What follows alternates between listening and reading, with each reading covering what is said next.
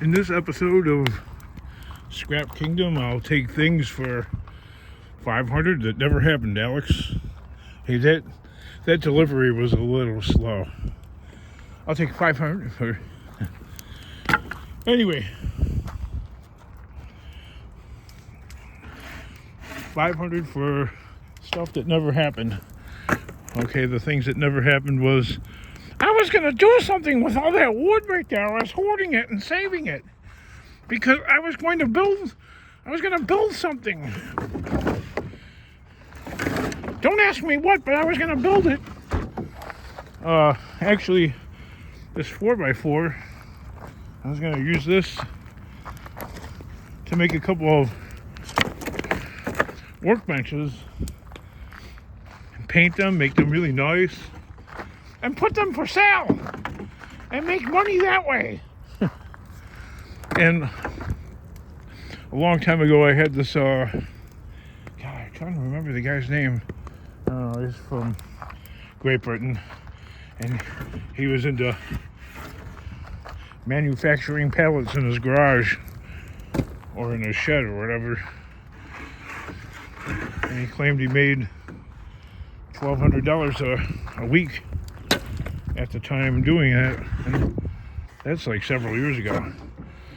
So I'm like, I could do that. So I started gathering wood, random wood sources. I have no idea how he found that much. He must have had some good connections to find a steady supply, a steady, reliable supply of usable lumber to make pallets. Before, I don't know, before like about a year or two ago, you can get away with, maybe 3 years, you can get away with selling some really crummy pallets to the pallet place, and they would pay pretty much just the same as if it were a good pallet. But now, last time I went there, they won't even pay anything for crummy pallets. The guy that owns the place is like, yeah, all of the shippers have gotten very strict on the condition of the wood, of the pallet and all that. So, collecting pallets like that, I think, is permanently another hustle that's basically permanently over. I still see lots of people collecting them, but apparently they're more expert than I am, or something. I don't claim expertise in any field.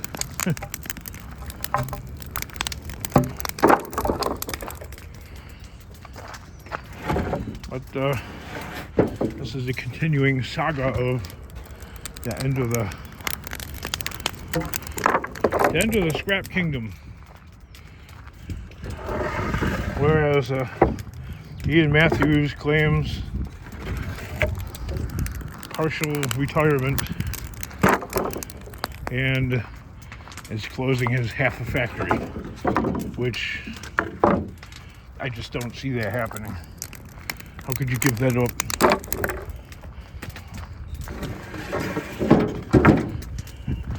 He's like, my situation is a little bit different than yours. Mine is simply age.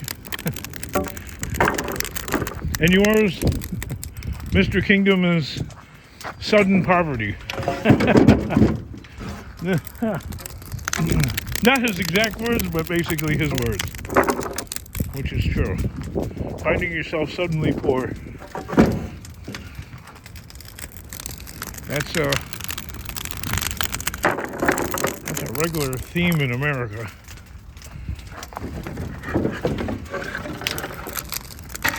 One day everything could be pretty much okay. And the next day,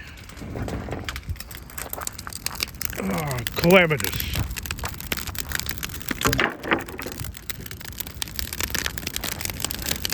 that's crackling.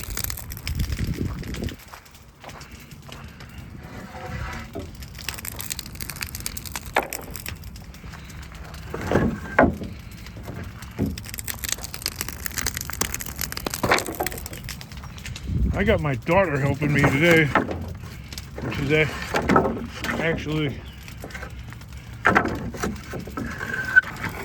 very meaningful.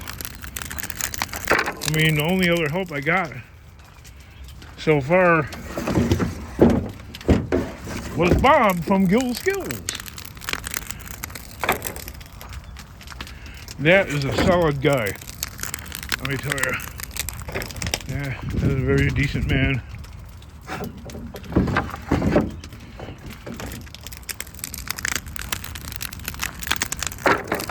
I saved up some circuit boards and computer chips and stuff to help defray the cost of his travel. And that's what I'm working on. Again, if he wants to come out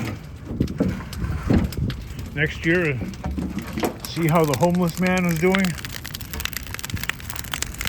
Maybe I'll be living in a storage locker, maybe in a bridge, maybe in the bushes somewhere, I don't know. Wherever life and circumstances end up taking me.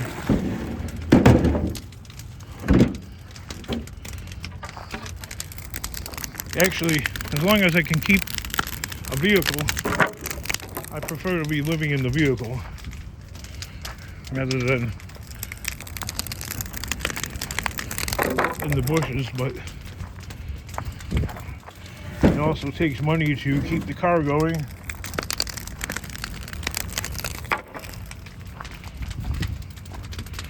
And I don't know. I was homeless before, and being without a vehicle, I never experienced that. That's really bad homeless.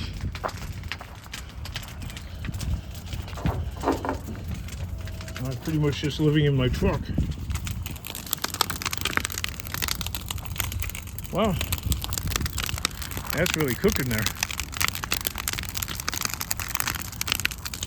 I'll get some more.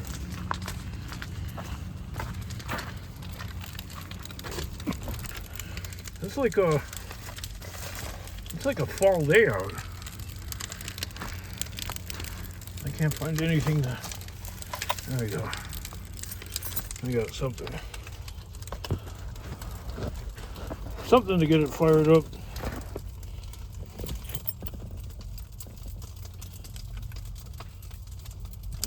No, there ain't time to fix this.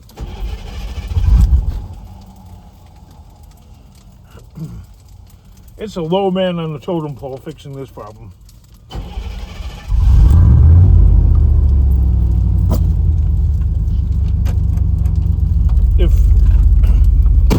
If time ever presents itself properly.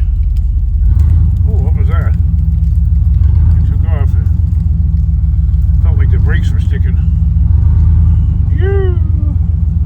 Okay, those guys are moving too now. Everybody out of here. POV DRT Y.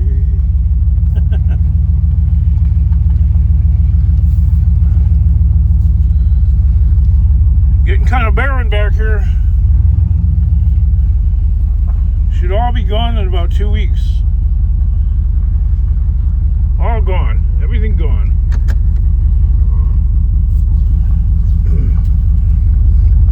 Being homeless, let me tell you, that's extremely rough. I mean, I did it before about 20 years ago, and it was rough then, and I'm not really looking forward to it this time around.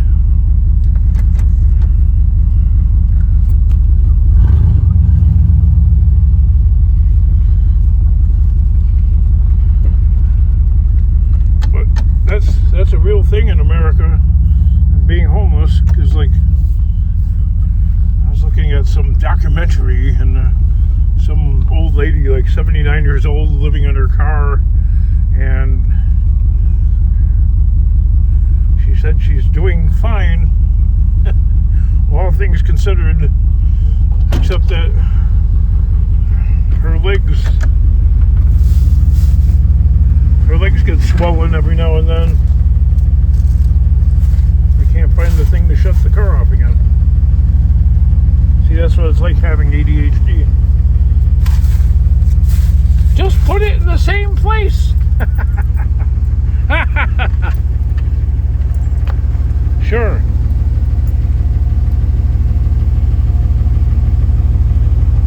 If you can remember to do that.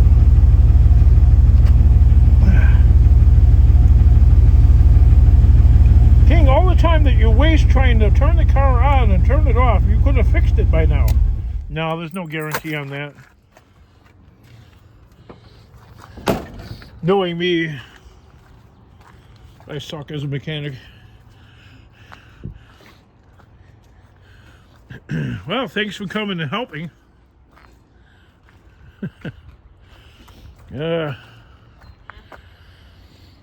We just got some sawhorses and some wood. Oh, I see you got the hubcaps. That's good. We got them wheels. You can toss them out.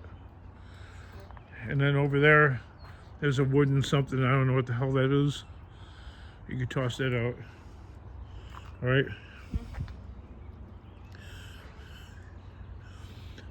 Are you thrilled? Thrilled to be helping Dad, right? Yeah. Yeah, right? Same old shitty situation. How muddy it is out here. It is muddy, and it's only drizzling. At least my work uniform was already there. That's true. This is built for this kind of work. Hey, well, at least it's cool out, and it's not like 90 degrees sweltering. Yeah, we got just a couple loose tires there and some. What are we working on? The wood, right? Yep. The wood and. I was doing the wheels. Oh, okay. You're doing the tire corral in here? Fantastic. So I'm separating some aluminum rims. Got those to cut up. And some Chevy wheels. Figure out what tires are the best. Toss the rest. Well, I can hear an echo in here. You. Oh, she looks thrilled as she looks thrilled as all get out.